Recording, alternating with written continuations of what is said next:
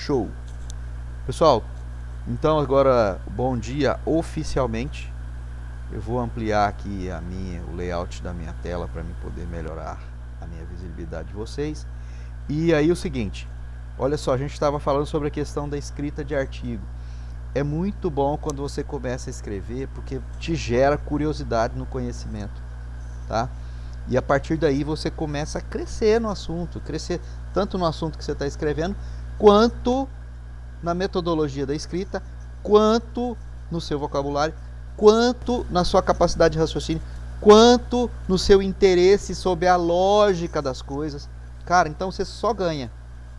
Então, assim, é importante você ter esse pensamento disso, tá? De escrever. Eu demorei muito para cair minha ficha sobre isso, gente, mas muito. Depois que caiu minha ficha, agora também eu tô assim, ó, dedinhos vorazes. Bacana. Pessoal, aula passada nós paramos na linha do tempo do marketing, né? Na verdade, nós paramos na origem do marketing, né? Bacana. Então, deixar eu me preparar a nossa casa aqui para poder recebê-los. Você pode ficar. Você pode fechar.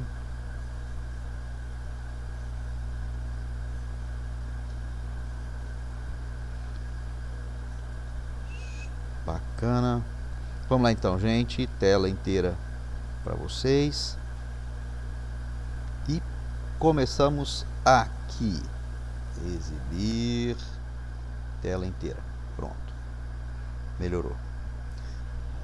Nós paramos aqui, na origem do marketing. Espera um pouquinho, deixa eu fazer uma coisa aqui. Só tirar esse marcador, que fica melhor.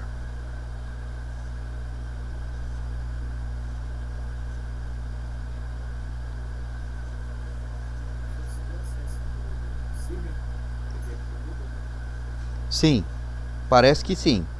Eu ainda não verifiquei a turma de vocês ainda, mas eu acho que está resolvido já.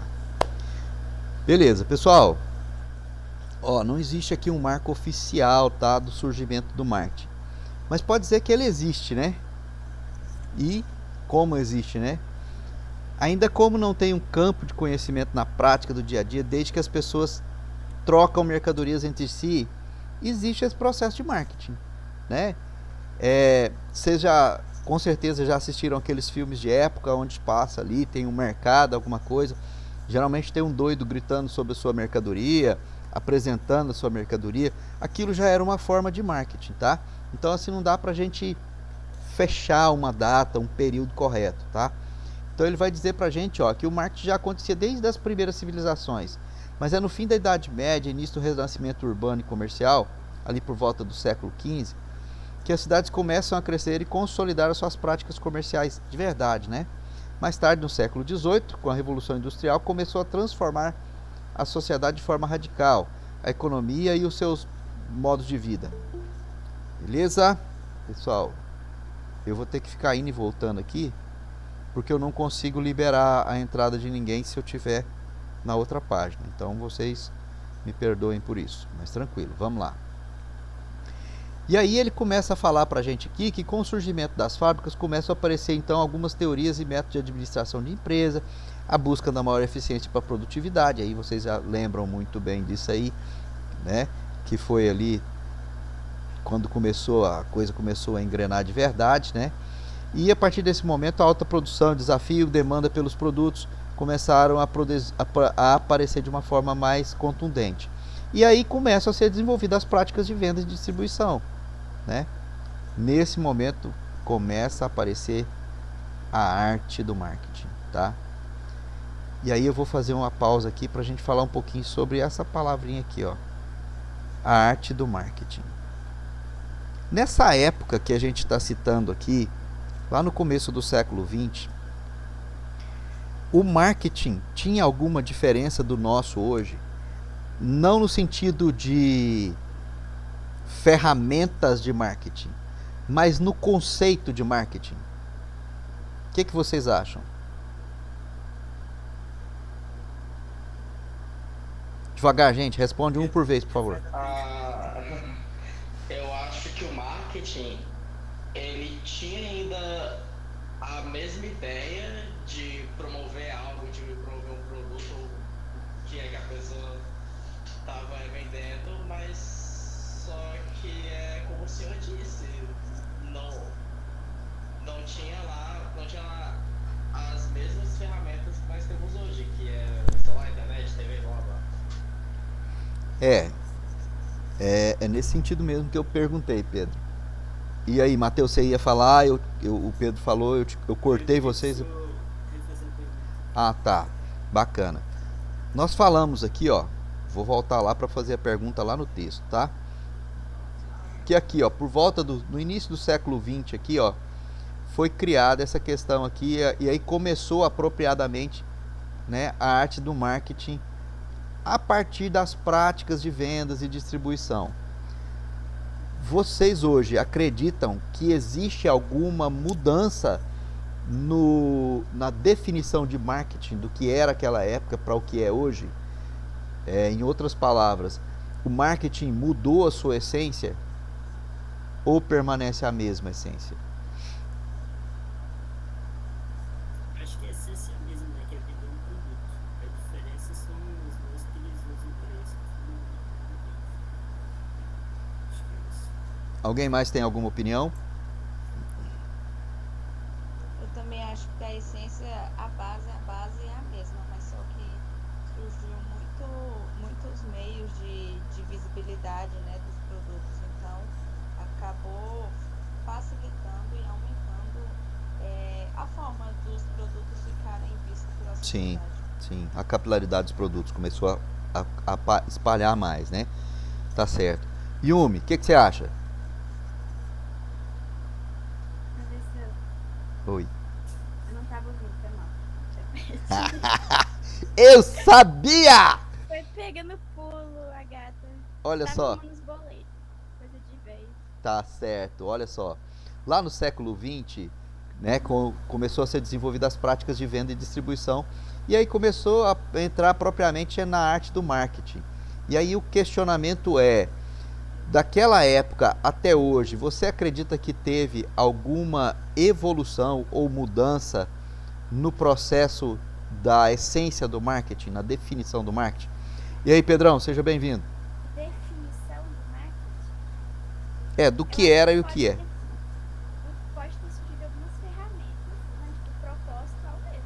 Sim, aí assim, é exatamente essa a questão. Eu até citei isso na primeira vez que eu perguntei e não falei na segunda, perdão.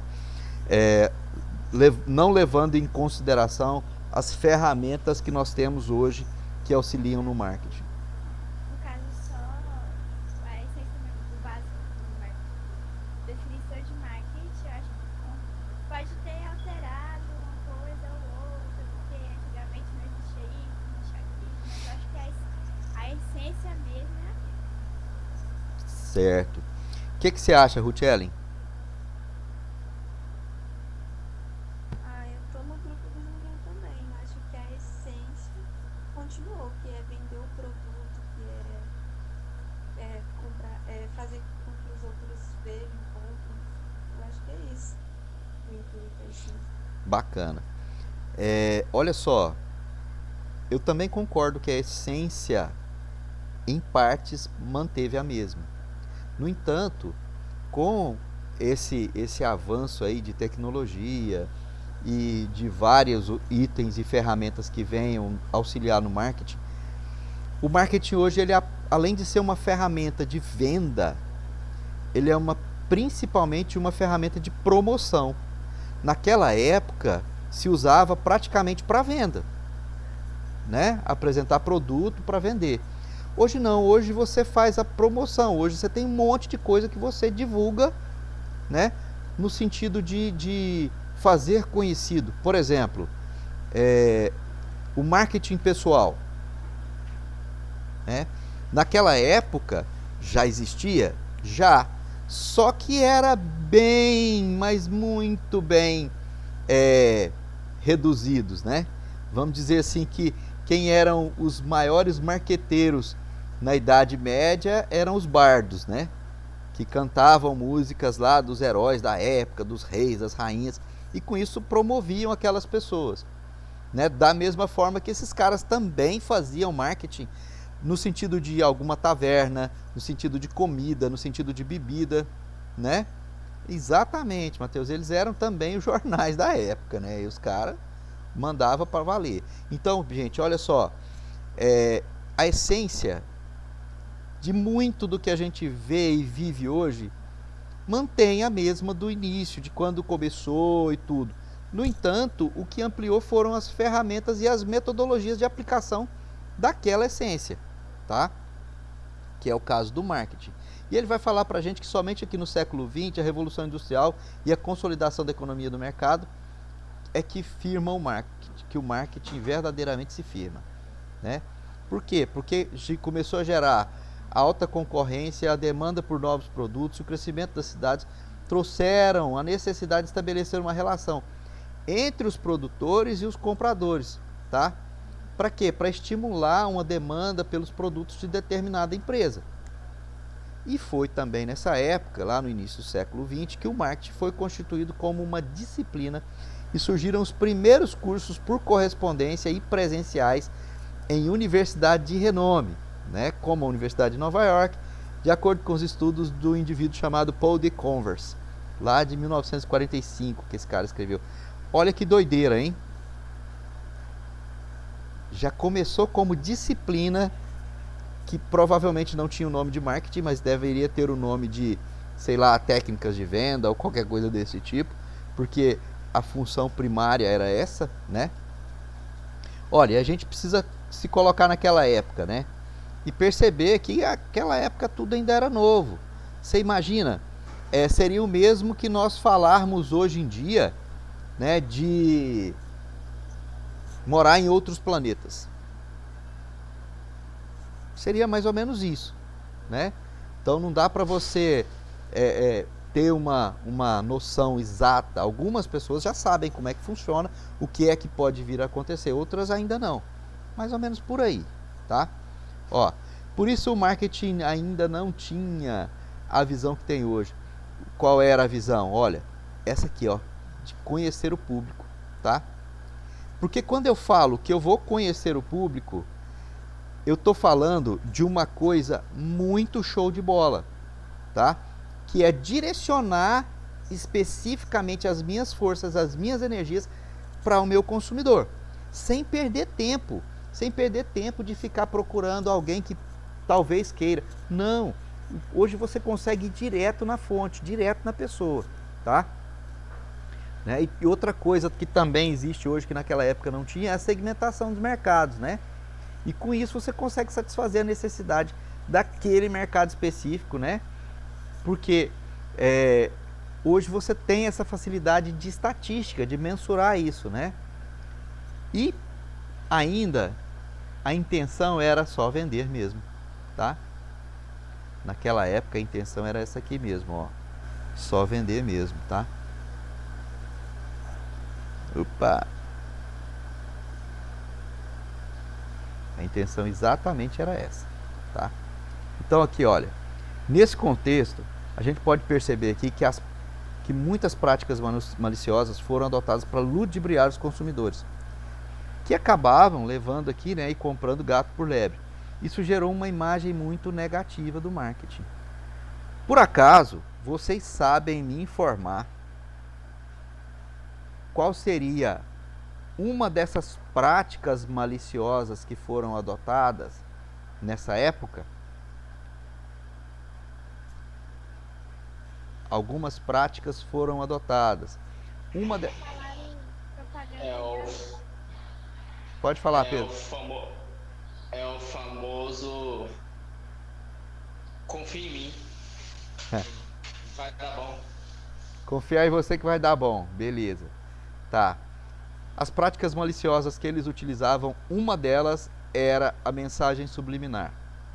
Já ouviram falar de mensagem subliminar? É tipo aqueles contratos que você não lê as letras miúdas. Exato, garota. Foi em cima. É isso mesmo. É Raiva que eu tenho disso. Meu Deus do céu. Pois é. Quando você acha que tá todo cheio de razão, né? vai lá todo bonitão para brigar. De repente você chega lá, você fala, putz, eu não tinha lido isso. Exato. Ah, tinha, Pedro. Se você por acaso achar aí uma parte disso no YouTube, você podia compartilhar com a gente no grupo depois, por favor? Tá? Né? Porque aí assim a gente começa a perceber e a ver, né? E hoje é o que o Matheus colocou aí, né? Que hoje tem o Código do Consumidor. Só que tem uma coisa, gente. As pessoas pararam de usar esse tipo de prática maliciosa que a gente chamou aqui agora de mensagem subliminar, mas no entanto utilizam diversas técnicas, tá? Que vão bater de frente como quase se fosse uma mensagem subliminar. Ah, professor, qual seria? Eu vou dar um exemplo para vocês. Vamos lá. Por que é que o McDonald's tem a logomarca dele amarela e vermelha? Amarelo e vermelho. Dizem que vermelho causa fome, né? E o amarelo, Pedrão? Amarelo, não sei não. Gastar dinheiro. Presta atenção. Da China. Prestem atenção. Olha a sacada desse povo, bicho. O tanto que os caras são mala. O amarelo te dá a impressão de urgência. Vocês já perceberam? E o vermelho, fome. Então, ó, come rápido. Vocês já viram alguma loja do McDonald's, por exemplo, alguém sentado lá para fazer reunião, para trocar conversa, para ficar conversando muito tempo? Por isso que é fast. Exato, fast food. Você pegou e vazou, cara, sabe? E aí você começa a perceber que hoje, né, ó, o vermelho e o amarelo por causa do consumismo. Então aí assim, você começa a perceber, cara, que vamos lá, você vê algumas cores bem estampadas em determinados tipos de logomarca. Por que motivo aquela logomarca tem aquela cor? Vocês já pararam para pensar sobre isso? Ou vocês simplesmente olharam e falaram, não, é porque é bonito, a gente gosta, né?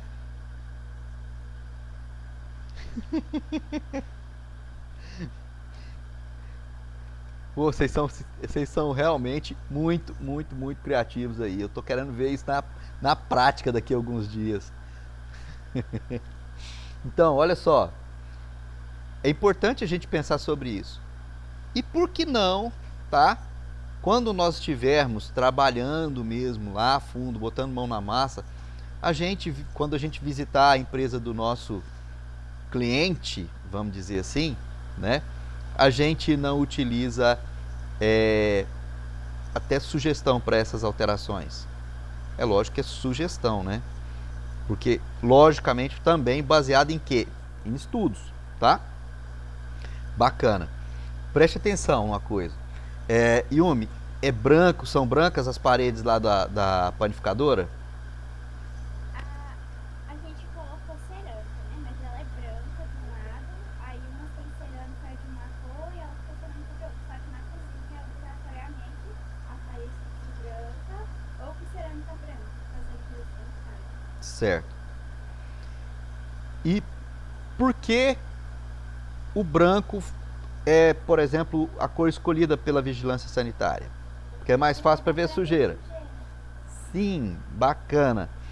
Por que não colocar o branco fora da panificadora também? Porque dá um trabalhão lascado para poder pintar, né? Aí suja, né? A poeira que os carros passam, dá a impressão de que é sujo o estabelecimento. Pois é, cara. Mas se você mantém ela bem limpa e bem branquinha, Pedro, a pessoa que entrar lá vai ter um seikitsu assim muito grande, ou seja, vai ter uma satisfação, uma alegria, uma paz, uma vontade de falar, putz, isso aqui é legal, aqui é limpo, eu posso comer aqui sem medo. A gente colocava, tipo assim, né? O ideal seria colocar cerâmica branca.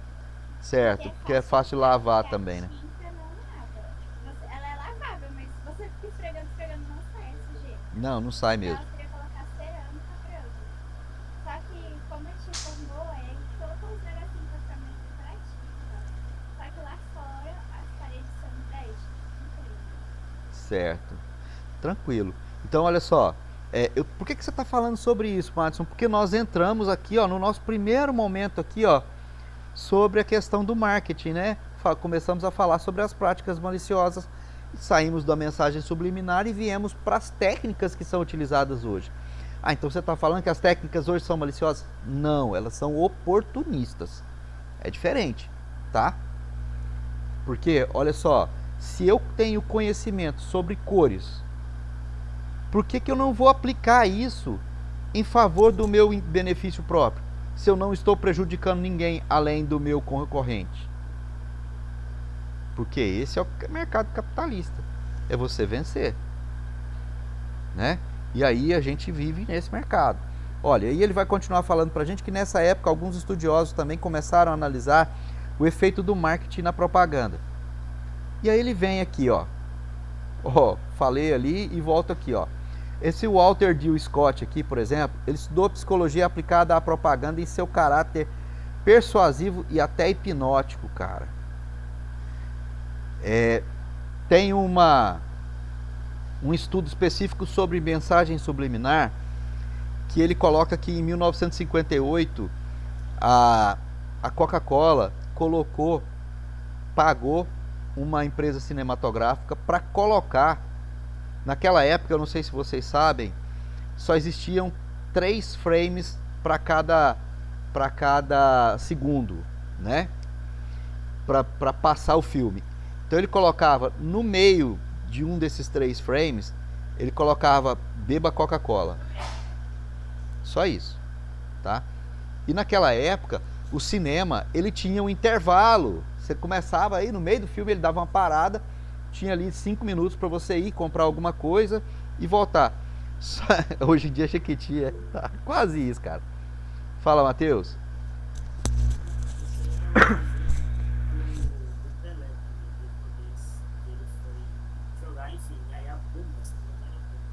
Pagou 120 mil pontos pra ele, pra antes do jogo começar, ele pegar, agachar e amarrar a chuteira, que era da turma. Né? Então a câmera pegou lá e focou nele naquele momento. Exatamente. Assim, bem subliminar em lucro. Não, na verdade ali ele foi um oportunista também, né, Matheus? Porque assim, o subliminar é aquilo que vem totalmente escondido, que os seus olhos naturais não enxergam. Você vai começar a ver por quê? Por onde você começa a ver? Você começa a ver pelos flagelos dos olhos, que são células que captam aquilo que passa muito rápido e que os seus olhos não conseguem levar a informação para o cérebro e trazer para sua mente como memória, tá? Ou seja, como visão. Então, assim, foi sacada incrível, né? Ganhou aí um rio de dinheiro com essa história. Mas esse estudo da Coca-Cola, o cara conseguiu aumentar em 48% a venda de Coca-Cola no cinema. Imagina o que é isso, cara. Numa sessão do filme, ele aumentar do primeiro para o segundo episódio, para o segundo capítulo do filme lá, aumentar em 48% o número de vendas da Coca-Cola, por conta da mensagem subliminar. E foi aí onde entrou essa questão aqui, ó, do aspecto psicológico levado à propaganda. E hoje, o que é que se usa muito de ciência nas propagandas e no marketing? A neurociência, gente. Porque a neurociência, ela estuda fatores que nós muitas vezes deixamos passar de alguma forma, né? Vocês já ouviram certamente falar sobre crenças limitantes, né? A neurociência, ela tem o poder de tirar, né? Exato. É a própria, né, Matheus? É a que está na onda aí agora. E aí você começa a perceber que ele consegue tirar você desse momento que você está aqui travado na sua crença limitante e te libertar dessa crença. Da mesma forma que ele tem como criar uma outra crença sobre a sua vida, né? De uma forma que pode trazer benefício ou não. Então, assim, tem os seus 2 pontos aí que você precisa levar em consideração. E aí aqui vai falando que o Jill Scott, ele desenvolveu estratégias de publicidade que foram largamente usadas pelas empresas no início do século. Na época, tá? Várias empresas foram utilizadoras, como por exemplo, né, das mensagens subliminar na sua estratégia de marketing. Vamos ver o que é a mensagem subliminar. Olha, quem criou a mensagem subliminar foi um camarada chamado James Vicari, tá? E esse cara começou a arrebentar com isso, né? Olha, foi somente depois, com o amadurecimento dos consumidores, que as empresas começaram a se preocupar com a verdadeira satisfação dos consumidores. Porque antes eles queriam botar o produto no mercado. Se gostou ou não gostou, isso é problema seu. Você já pagou, agora se vira com ele. Mais ou menos por aí, tá? O Drucker vem considerado o pai da administração moderna, é um dos autores que direciona o foco da gestão empresarial para as pessoas, o que já demonstra que as empresas não devem vender a qualquer custo. Como assim não deve vender a qualquer custo? Não, elas precisam se preocupar com quem vai consumir aquele produto. Se aquele produto vai satisfazer a vontade daquele indivíduo, tá? E o Kotler vem falar pra gente, né? E o Kotler, na verdade, é a maior referência no marketing atual. Ele segue nessa linha, né? E em 1967 ele lança o seu clássico Administração de Marketing, que coloca, inclusive, parêntese aqui, Mateus, naquele prêmio lá da prefeitura dos livros, esse livro do Kotler foi o que eu coloquei pra mim lá. Você pediu quase 500 livros lá, né, cara? Peguei 7. Pô, bacana. Foi 300, né? Deu pra poder fazer Deu? uma festa. Sim. Meu foi só 100. Bacana. E aí ele começa a mostrar aqui que com a administração de marketing ele coloca essa área no ponto central e vital das empresas, tá? Elas deveriam ser orientadas para o cliente. Olha isso aqui, gente. Eu vou até sublinhar isso aqui, ó, que elas deveriam estar marcadas nesse processo aqui, ó, tá?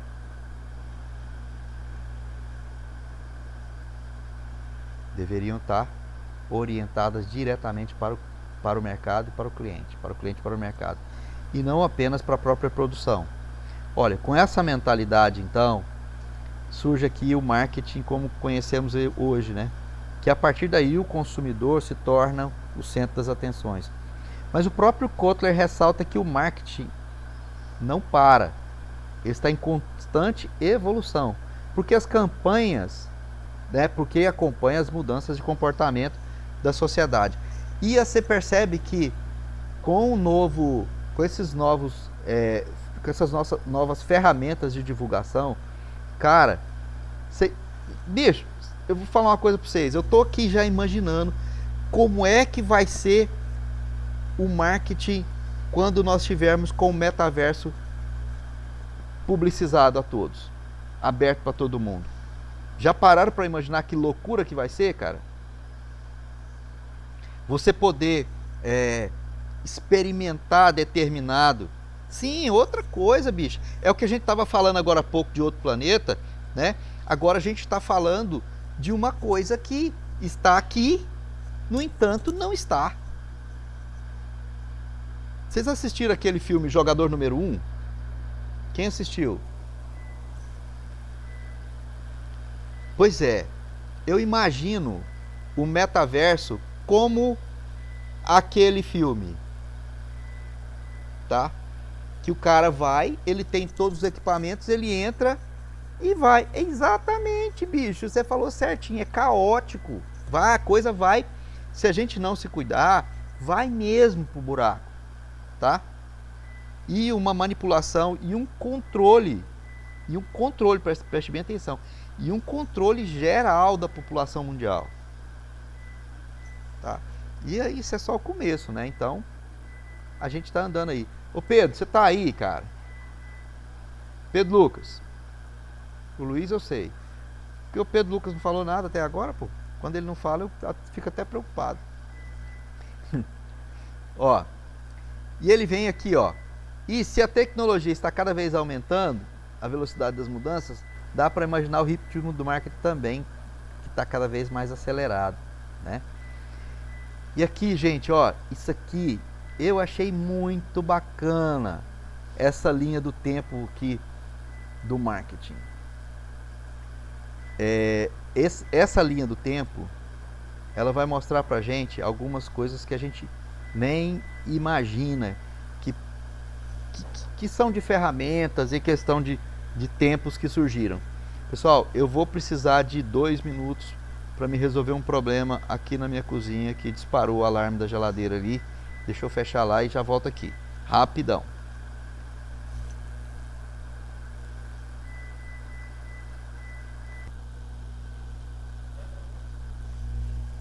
Então, pessoal, estão aí ainda? Tava Beleza. aqui. Valeu. Então, olha só. Aqui na linha do tempo aqui do marketing, né? Ele vai contar pra gente aqui, ó, os principais fatos que marcaram a história do marketing, que se mistura com a história da tecnologia e dos meios de comunicação. Vamos lá nessa linha. 1447, Gutenberg cria a imprensa tipográfica, ou seja, a tipografia. Essa invenção aqui, na verdade, foi revolucionária, né? No quesito difusão de informação e ideias, tá? Por exemplo, na Reforma Protestante, foi quem botou para andar, né? E aí ele vai falar pra gente que a Reforma Protestante de Lutero, por exemplo, foi a propaganda com o uso da imprensa recém-inventada, tá? Tanto que vocês podem perceber que uma dos livros mais raros que tem e que estão publicados e que está no Museu de História Natural de Nova York é a Bíblia de Gutenberg. Primeira Bíblia impressa foi por esse indivíduo aí, tá? E aí em 1609, né, a Alemanha publica o primeiro jornal impresso com publicação periódica. Esse meio de comunicação será importante posteriormente para a divulgação de produtos, serviços classificados e outros espaços publicitários. Em 1730, as revistas surgem como publicação periódica e passa a ser um canal de informação, entretenimento e publicidade. Em 1880, com veia artística da Belle Époque, os pôsteres se popularizaram como mídia de divulgação pelas ruas e cidades. Mais adiante, eles serão importantes veículos de propaganda na guerra na Europa Ocidental. Oi, não tô mostrando. Oh, meu Deus do céu! E era para apresentar, porque o trem tá pegando aqui. Olha só, tá tudo aqui, ó. Eu vou deixar esse material lá também na plataforma para vocês, tá? Ó, o Gutenberg, Alemanha, as revistas, tá? A guerra aqui, tá? Perdão, a veia artística aqui. Em 1920 surge o rádio. Perdão. Naquela época muitas pessoas colocaram em xeque as mídias impressas, já que o rádio era muito mais interessante e mais barato. Eles nem imaginavam toda a tecnologia que estava por vir. Imagina, cara. E hoje, deixa eu fazer uma pergunta bem rapidinho aqui. Quem de vocês aí ouve rádio? Eu ouço quando vou pra casa do meu avô, que ele escuta e eu acabo escutando, né? Mas, tirando isso. E quando tá no carro também, que o pai coloca, a mãe coloca. Acho que todo mundo escuta podcast, né? É, mas podcast não serve como rádio. Eu não Pode- ouço por- porque no carro o pai coloca música, em casa ninguém ouve nada, minha avó não ouve rádio. Gente, olha só. É até meio nostálgico, cara, essa questão do rádio, sabe? Pra mim. Mas sabe, professor curioso? Ah, Uma coisa, tipo assim, tinha um cliente da padaria que ele fazia esse negócio de apitar o programa do rádio. ah, é? Aí meu pai teve uma época, ele fez isso por uns 2 anos, que ele pagava, Seu pai pagava, podia meu pai colocar a nossa propaganda na rádio. certo? E vocês viram algum resultado? Pouca gente via, mas vinha. Falando que tinha ouvido na rádio. Bacana. E por incrível que pareça, realmente ainda tem visibilidade, tá? Ó, Pedro Luiz falou que 2010 e 11 aqui o rádio era ligado todo dia, o dia todo, né? E é por aí mesmo, gente. Olha só. A época que eu tinha a idade de vocês, eu ia muito pra fazenda do meu avô, dos meus tios, do pessoal que eu conhecia. mas tinha era marcante na fazenda de um tio, de um pai de um amigo. Tinha não, ainda tem esse troço ainda, Pedro. E aí o que que acontece? Ele tinha o hábito de acordar 2 horas da manhã e ligar o rádio, cara. Imagina o que é isso, 2 horas da manhã o senhor acordava e ligava o rádio para ele ouvir um chamado Repórter Nacional. E depois escutar um programa de um camarada chamado José Betio. Depois, se vocês quiserem curiosidade, pode até entrar no Google e dar um Google aí no nome de José Betio, que você vai ver o que é do que eu estou falando. Então, assim, esse tipo de coisa, ele era informativo. O rádio era um veículo de comunicação com eficiência gigantesca. Ainda continua eficiente, tá? Porque, por exemplo, você vai numa região no interior do Brasil aí, em determinados locais, que você não tem sinal de celular, logicamente você não vai ter internet, né? E aí para você, o fulano, mandar um recado para a mãe dele que está lá na fazenda, ele vai na rádio, que ele sabe que a mãe dele escuta, e fala: dá um recado para minha mãe, é a Dona Maria do tal lugar. E aí o pessoal vai mandar o recado para Dona Maria via rádio, cara. Olha que doideira, né? Isso funciona até hoje, parece brincadeira, né? Nessa tecnologia toda que a gente tem, isso ainda é usado. E aí você fala: oi. Uma vez estava eu, meu pai e meu irmão na beira do lago pescando. Aí a gente estava escutando a rádio, né? Isso. Aí ele mandou uma mensagem pro cara da rádio: ei, manda um alô aqui pra gente, que estamos em tal lugar. E pediu uma música lá, e o cara pegou e mandou o alô. E eu, meu Deus. É bem isso. Mas esse negócio é muito interessante, porque isso, assim, isso passa de uma brincadeira até para uma questão de ego. Vocês sabiam disso? Às vezes a pessoa, ele falou o meu nome na rádio, não, nem no rádio não, ele falou o meu nome na rádio, que bacana, né? A gente não tinha TV a cabo, minha mãe ouvia rádio. É por aí, cara, né? Então, assim, a gente sim passou épocas aí que a rádio teve lá o seu auge, né? E até hoje ainda tem o seu valor. Em 1930 começaram as primeiras transmissões da TV aberta, tá? Se o rádio já era uma ameaça para os impressos, a TV foi vista como ponto final dos jornais e revistas, o que definitivamente não aconteceu, né? No Brasil, as transmissões começam a acontecer em 1950, tá? Pelas mãos de Assis Chateaubriand. Em 1941, vai ao ar o primeiro comercial de TV. Nessa mídia, a publicidade ganha alto poder de penetração e persuasão. Olha que doideira, já imaginou, né? A televisão ainda não tinha os astros, os famosos, vamos dizer assim. Muitas pessoas não conheciam ainda não existia esse glamour dessa forma, né? Se conhecia muito quem? Eram os cantores. Às vezes você nem conhecia a fisionomia do indivíduo, mas conhecia o que ele cantava. E por aí vai. As atrizes e os atores de cinema eram praticamente inalcançáveis, né? Mas aí começou então esse processo. E em 42, a Nestlé inaugura o canal exclusivo para comunicação com o consumidor, tá? O serviço de colaboração familiar. Aqui começava o quê? O saque, né? Os primeiros serviços de atendimento. Em 1970 nasceu o famigerado telemarketing. Por que famigerado, professor? Quem nunca recebeu uma ligação de um telemarketing, tá? Quem, né? Só que aqui ele era bem específico e ainda é, né? Só que hoje você utiliza muito o telemarketing para poder como serviço de apoio ao cliente também, né? E os sistemas de PABX, né, que permitiam que as empresas tivessem quantos ramais quisessem para fazer ligações. Quem conhece algum PABX aí? Já ouviram falar? Esse PABX, Não.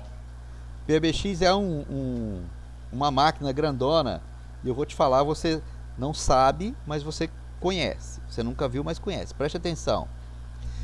Você ligou para Claro, para serviços de reclamação, clique 1945. Para serviços de elogio, digite 1. Caiu a ficha agora? Esse é exatamente isso, cara. Me deu raiva de ouvir você falando. Ô, que isso, Yumi? Você quer que eu mude minha Não, voz? nessa época eu me recordo nitidamente da mulher da Clara me ligando todo santo dia. Eles são chatos mesmo. Muito chatos, por sinal. Né? Em 81, olha que a revolução começou, a coisa começou a brotar aqui. Gente, depois eu vou dar um retrospecto rapidão aqui para vocês perceberem como a evolução a partir de uma determinada data aqui disparou, tá? Ó, a IBM lança o primeiro computador pessoal, que foi o IBM PC 5150, tá? E aqui começava então a popularizar as mídias digitais, né? E aí assim, que eram utilizadas tanto por pessoas como por empresas. Um pouco mais tarde, ou seja, em 1984, a Apple lança o seu primeiro Macintosh, tá? Com destaque para o lendário e comercial de lançamento, né? Que tinha aqui também, começou a entrar para a história do marketing, tá? Se vocês tiverem curiosidade, busquem essa propaganda comercial que vocês vão ver como era. Em 91, o Berners-Lee aqui, o Tim Berners-Lee, cria o quê? A World Wide Web, ou seja, a internet, a rede mundial de computadores, tá? A invenção tinha o objetivo de fazer o quê? Democratizar o conhecimento. E até hoje ela tem como um dos seus objetivos esse, né? Mas a rede, a web, foi além, muito além disso, mas muito além disso, né? Ela eliminou as fronteiras da comunicação, do marketing e acelerou a velocidade das mudanças no mundo. Ela quebrou a fronteira de educação, ela quebrou a fronteira de saúde, ela quebrou a fronteira de tudo, praticamente. Me digam uma coisa, só uma, que não acha na internet. Amor. Ou, Ódio destilados. o amor em si você não vai achar, mas você vai achar várias representações de gatinhos fofinhos que representam amor. Bebezinhos fazendo bebezices, né? Então assim, quando você parte para o sentimento humano. Uma coisa que não se acha na internet. Isso, garoto. É difícil se você estiver procurando isso, eu acho. Literalmente difícil. É, a Yumi falou que o amor a gente não acha pela internet. O web de amor tá em qualquer lugar, mas vocês namoram um menino lá da Amazônia. Putz, queimou filme legal aí, Matheus. Olha só. As coisas naturais a gente acha na internet. O Por que? exemplo, a gente acha foto, mas a gente não. Me dá um exemplo, cara. Em parte você não acha na internet. Você acha virtual. Na realidade, a internet não é algo real, é virtual. Só que ela te leva pro real. Sim, só que não é real. Me confundo. É. 95 nasce quem? A Amazon e o eBay, tá? Que foram os primeiros sites online, né, que vendiam coisas. Depois se tornaram os gigantes do e-commerce. Cara. E surge o buscador de conteúdos. Escuta essa aqui, galera. Ó, o KD, tá? KD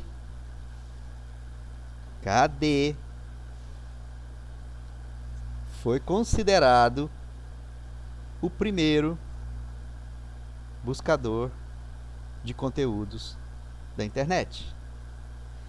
Que ele era brasileiro. Olha só. É o Google brasileiro? Exatamente. Antes de existir Google, existia o KD. Hoje você não vai lá e dá um Google e acha tudo. Naquela época você dava um KD. Exatamente. O KD com uma expressão tipicamente brasileira, né? É considerado o primeiro buscador brasileiro, tá? E seus autores foram Gustavo Vilbert e o Fábio Oliveira. O site se caracterizava por ser uma espécie de repositório de páginas, né? Porque todas as suas entradas eram feitas manualmente e conferidas por uma equipe. Cara, imagina o que é isso, você colocar, cadastrar de todos os sites lá para o cara pesquisar. Era meio louco, né? Mas isso foi em 1985, eles tinham tempo para trabalhar, para fazer as coisas. Agora, presta atenção, nós começamos aqui, ó, olha na década de 90, tá? 80 foi 81 que a coisa explodiu, depois 91, 95 já tem outro lançamento aqui, 96 surge o webmail, né? O Hotmail foi o primeiro deles. O serviço se populariza com a comunicação direta entre empresa, pessoas e também faz explodir a prática de spam, né? 98 nasce o Tio Gluglo, tá? Que não é o primeiro buscador, primeiro motor de busca inventado, mas os fundadores, tá, inovaram fazendo um algoritmo, o PageRank, que organiza as páginas por relevância, em vez apenas de ordenar por ordem alfabética, como faziam os seus concorrentes. Em 98 começam a surgir, em 98 também, tá? Surgem os blogs. Inicialmente eles pareciam mais como diários pessoais, né? E mais na frente começa a surgir os blogs corporativos, né? Que se transformam em ferramentas importantíssimas do marketing, tá? Porque ali eles apresentavam todo o contexto, todo o escopo, todo o que a empresa tinha. Alguém quer falar alguma coisa?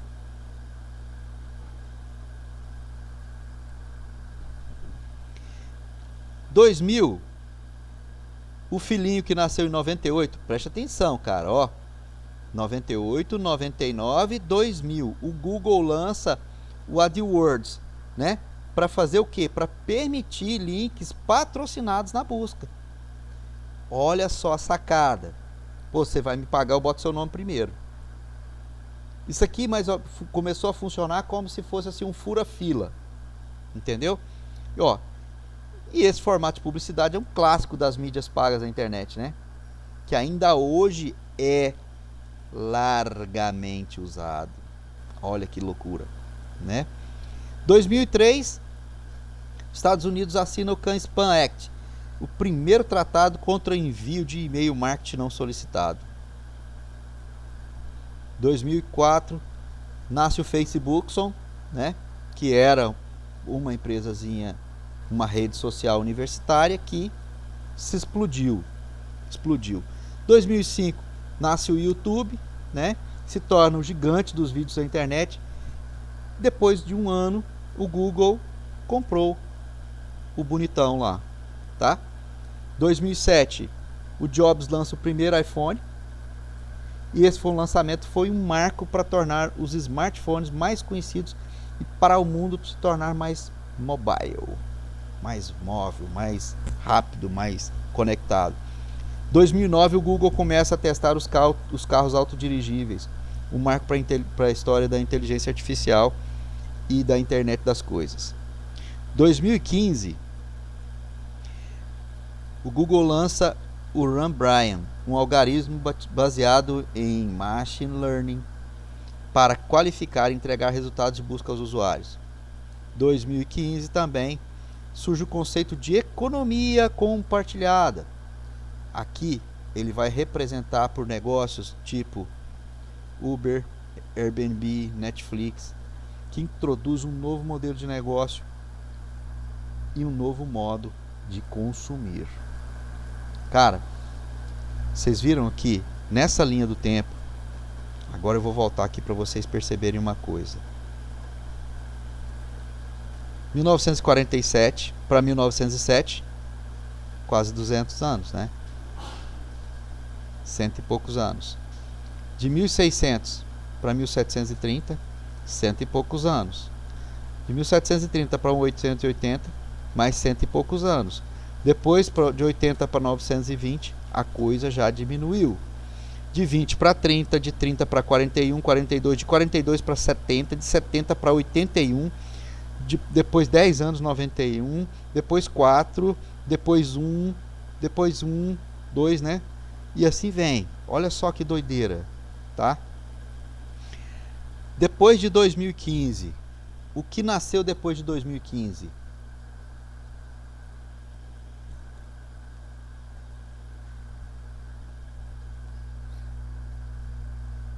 Vamos. Na verdade, evoluiu muita coisa. Acho que nascer foi um pouco, assim, de explorar, mas evoluiu.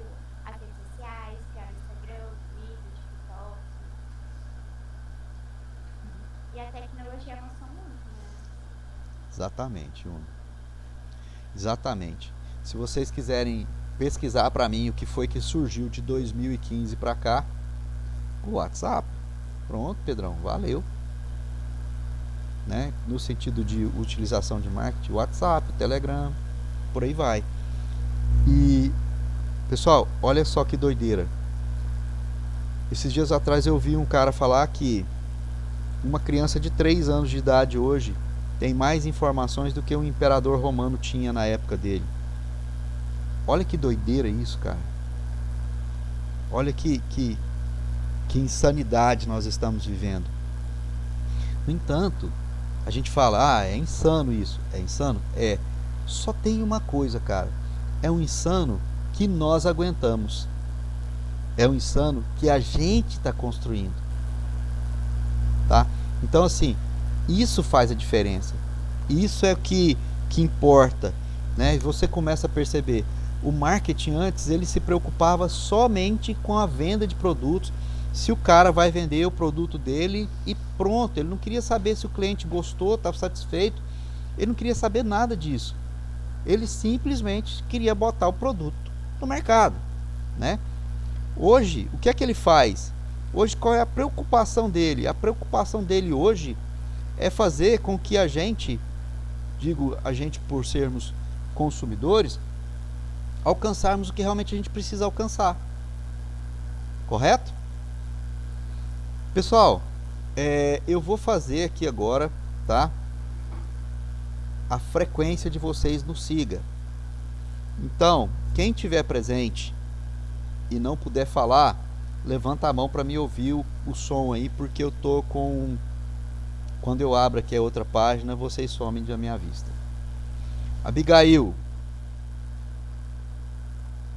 Não, Adson.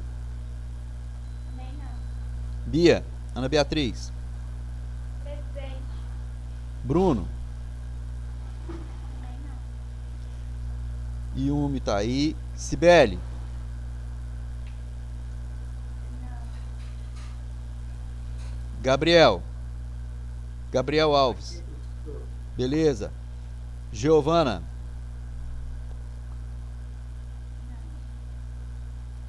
Guilherme de Souza. Ayla. Ismael. Ítalo. tá presente também. Tá. Jéssica. Não, Zé Felipe. Aqui. Ludmila. Presente. Luiz Fernando. Não tá. Luiz Fernando não está, né? Maria Caroline tá. Maria Clara. Também não tá. Maria Eduarda. presente. Mariana. Presente. Matheus tá. Pedro Lucas tá. Pedro Luiz tá. Rebeca Bruschi não está. Ruth Ellen. Só de ouvir o nome. Pois é. A Ruth Ellen tá aí. A Thalita tá aí. Vitória tá aí. Yasmin tá aí. Correto? A Vitória não tá. Quem? Não sei se ela tá. A Vitória. Eu não vi, mas. Ah, não, só perdão. tá, sei lá. Perdão, é porque eu vi o nome Thalita Vitória e eu pensei que fosse a Vitória. Vitória realmente não está presente. Pronto.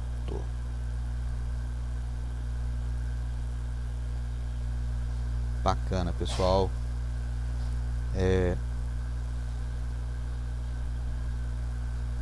Pessoal, a nossa programação da nossa aula com vocês para hoje era até aqui, tá?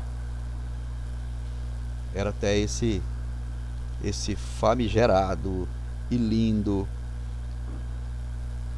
época porque a próxima aula a gente já vai entrar aqui nas fases do marketing, né? O marketing 1.0, 2.0 e o 4.0.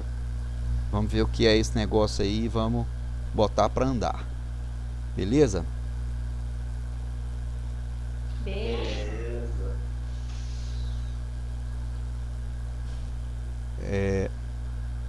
Então deixa eu me parar a gravação.